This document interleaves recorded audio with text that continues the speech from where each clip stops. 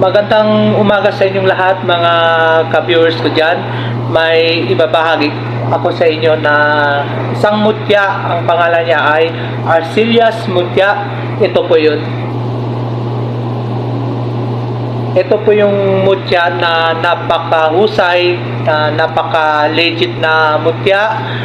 Yung ito po ay bali na pulot ko lang doon sa Arcelias, kaya tinatawag ko siya na mutya ng Arcelias. So papanoorin ko sa inyo kung ano yung bisa niya. So ito po yun. So ito yung mutya ko. Lalapit ako sa aso na hindi siya maging matapang. Kumbaga, malambot yung puso niya dahil sa mutya ko to. Tignan nyo ha.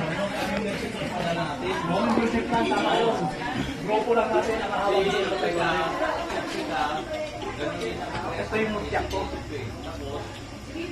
Legit to, legit na mutya. Tignan mo, dati ang tapang-tapang niya. Pero ngayon hindi na. Tignan mo, yung kanina ko ipakagat sa kanya. Kaya, mutya. Okay. Yun, nakita nyo na yung video na napakahusay itong mutya na to. Ito po yung mutya natin. Napakaganda, napakakinis yung mutya na yan. Ito yung sa likod niya na may guhit. Itong mutya na to na lahat ng mga hayop tulad ng mga aso, ahas, napapaamo niya dahil sa mutya na to.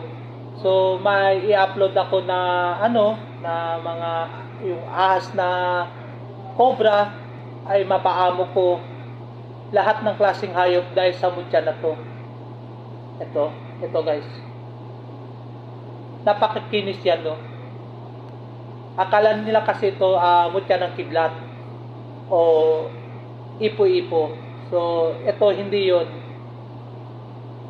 Itong mutya na to ay mutya ng Arcelias. Lahat na paamo niya. Ito yun. Yan. Pagkaganda. Okay? So, sa susunod natin na video, may ipapakita ako sa inyo na isa pang mutya na napulot ko dito.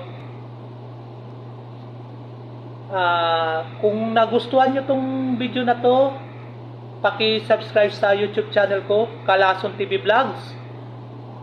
Mga ganitong usapin na gusto nyo, paki-click ng notification bell.